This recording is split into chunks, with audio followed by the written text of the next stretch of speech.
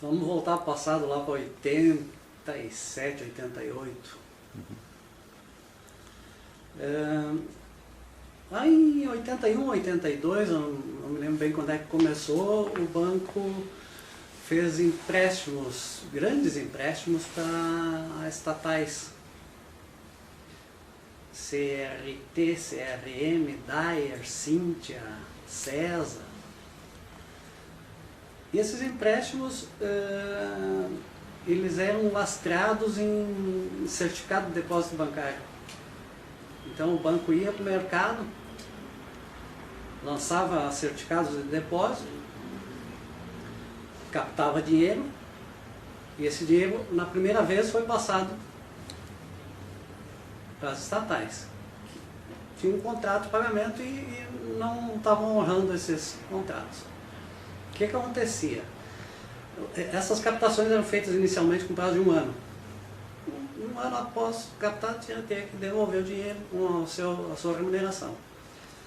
Como as estatais não vinham pagando BRDE, o banco ia para o mercado, renovava os CDBs, os certificados de depósito, e assim ia.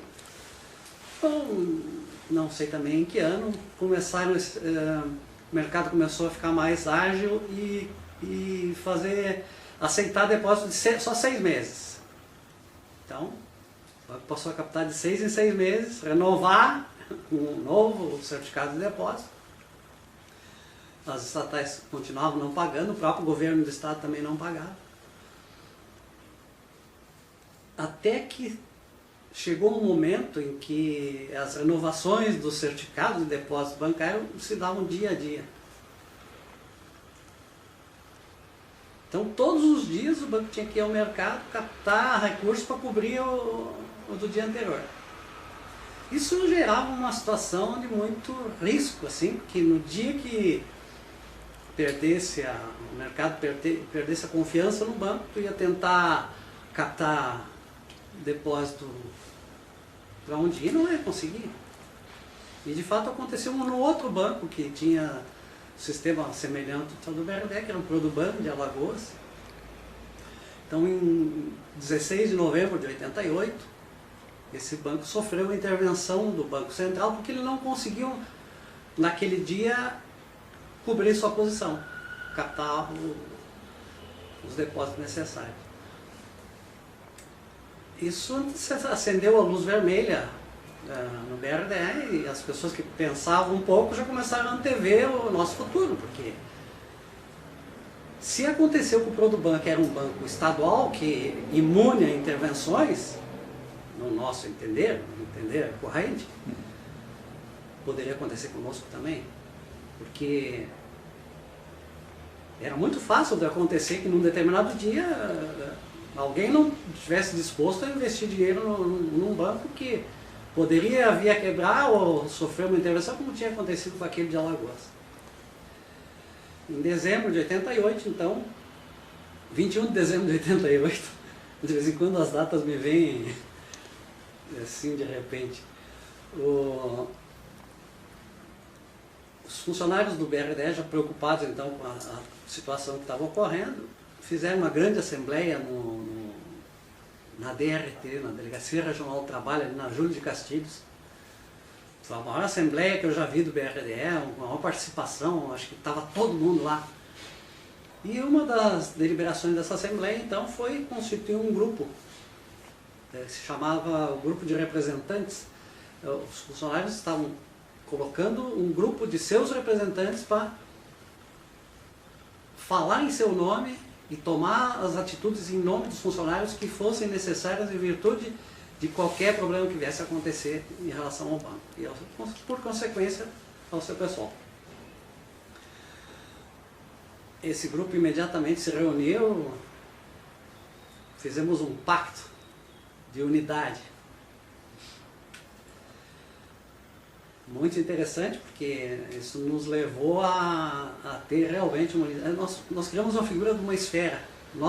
Aquele grupo ia ser uma esfera que centralizaria a energia de todos os funcionários do banco, de todas as ações do banco, servindo como um núcleo que jamais seria desfeito até que a gente conseguisse os objetivos de que a gente se impusesse ou que o grupo maior impusesse para a gente.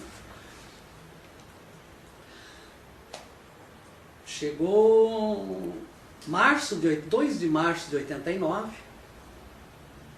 efetivamente aconteceu o que todo mundo temia, uma intervenção do Banco Central, porque naquele dia o banco não conseguiu captar todo o dinheiro que precisava captar. Então, foi decretada a liquidação extrajudicial do banco.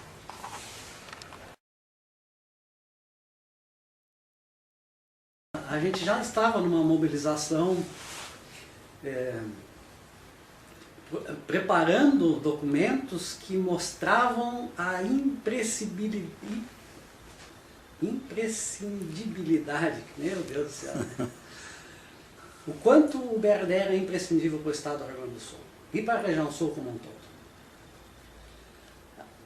Aliás, o que movia os funcionários a fazerem a defesa do banco era a consciência que eles tinham da importância desse instrumento para o desenvolvimento da região, e a ponto de que a gente atribuía, e atribui até hoje, o diferencial, um dos diferenciais que fez com que a região sul ficasse como a Europa brasileira, como a parte mais desenvolvida do país, foi que ela teve esse instrumento precioso de desenvolvimento que foi o Banco Regional.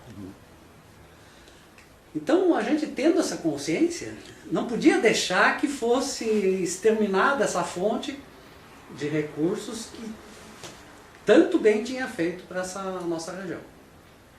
Então, isso nos dava uma força muito grande, porque a gente tinha o porquê lutar. No início nos diziam, não, é corporativismo, esses caras estão sendo corporativistas, tentando defender o trabalho deles, eu não sei o que, defendendo o ganho deles. Não era isso. Em primeiro lugar, estava a defesa da nossa região. Não tinha alguém que viesse a nos contestar com qualquer afirmativa a quem a gente não tivesse uma resposta contundente sobre isso. De vários setores de atividade da região sul, né, que teve o BRD como... Cooperativismo. Só o que o BRD fez no cooperativismo da região e tantos outros. Metal mecânico, calçadista. Esse polo calçadista, ele foi praticamente gestado dentro do BRD. Técnicos e técnicos do BRD passavam exclusivamente em função de análise e de apoio ao setor calçadista. Então, a região do Coro, do Vale dos Sinos, aí deve muito ao BRD. E outras. Então, eu falei 2 de março, foi 7 de março de 89 que aconteceu a liquidação. Nessa data, a gente já sentindo que as coisas estavam se encaminhando, um grupo de representantes já estava em Brasília, já tentando evitar com que acontecesse. Contato com os governadores, contato com o governo federal, com os mais diversos setores. E no dia 6 de março, aliás, nós estando lá em Brasília, foi anunciada a liquidação do banco. Aí voltaram atrás. Até hoje não sabe muito bem porquê. Na verdade, é melhor dizer que a gente não sabe muito bem porquê. Voltaram atrás, o Banco Central voltou atrás. E no dia seguinte, no fim da tarde, foi novamente anunciada a liquidação do banco. Aí sim, se confirmou. O governador Pedro Simon estava em Brasília. Os outros também, o governador também estava, o governador Álvaro Dias, né, também estava lá. Nós soubemos que o governador se encontrava no escritório do Rio Grande do Sul, lá, fomos até lá, para ouvir da boca do governador o que tinha acontecido, porque ele que tinha recebido a notícia. E o governador estava aparentemente muito abalado com a perda do banco, perdemos o banco. Estávamos diversos funcionários, pessoal de Curitiba, pessoal de Florianópolis, e aqui do Rio Grande do Sul, eu, o Ponzoni, o Ned, o Peterson. E o Ponzoni tudo anotava, ele tinha um caderninho, uma agendinha pequena. Até, acho que é bom a gente lembrar ele, não, claro que não precisa lembrar ele da existência, mas ver se ele ainda tem aquela memória, porque eu acho que ali é a mais rica fonte de informação de tudo que aconteceu naquele período, é aquela agendinha, ou aquelas agendinhas do Ponzoni, porque tudo era anotado. Então nesse dia, o governador Simão olhou para o Ponzoni, que não parava de anotar. Tu é repórter? Perguntou-lhe. Eu pus, não, governador. E parou de anotar. Essas são as coisinhas que acontecem durante os momentos tensos, sempre acontece alguma coisa que descontrai um pouco. A partir de 7 de março de 89, começou realmente o movimento então mais incisivo dos funcionários para retomar o banco o quanto antes. A partir do momento em que realmente foi decretada a liquidação, imediatamente começou a mobilização no sentido de reverter. Era uma coisa inaceitável. Até porque, por que o BRD estava sendo liquidado? Porque ele não conseguia honrar os seus compromissos. Mas ele tinha ativos muito superiores àquilo que ele devia. A soma do seu patrimônio era infinitamente maior do que a dívida que ele não estava conseguindo captar. E por que ele não estava conseguindo captar? Porque o Estado do Rio Grande do Sul, principalmente, não estava pagando. Em menor grau Santa Catarina e em muito menor grau Paraná. Eu tinha até pouco tempo esses números anotados numa folha, no verso do envelope, o quanto a dívida crescia enquanto estava sendo rolada dia a dia e o quanto ela passou a crescer a partir do momento da liquidação judicial, porque a partir desse momento as dívidas passaram a só ter correção monetária, não tinham mais juros, não tinham mais outros encargos. E a OTN, enquanto que durante outro período era a taxa de mercado. Então aconteceu o seguinte, para encurtar um pouco a história, no período de um ano, a dívida cresceu, digamos, rolada pelos dia a dia, como estava sendo feito, ela cresceria de 200 para 350 milhões. Em face da liquidação, ela rolou de 200 para 250, menos de 250. Então, só no Estado do Rio Grande do Sul, o Estado do Rio Grande do Sul acabou ganhando mais de 100 milhões de reais com o fato da liquidação do banco. Em função da liquidação. Mas ele teria que pagar. Sim.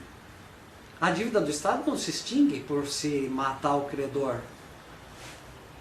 E o que nós fizemos foi conseguir que o Estado pagasse a sua dívida.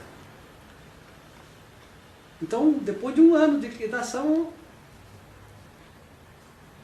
se conseguiu que o Estado assumisse a sua dívida, iniciasse a pagar, recontratasse a sua dívida. O que de fato aconteceu.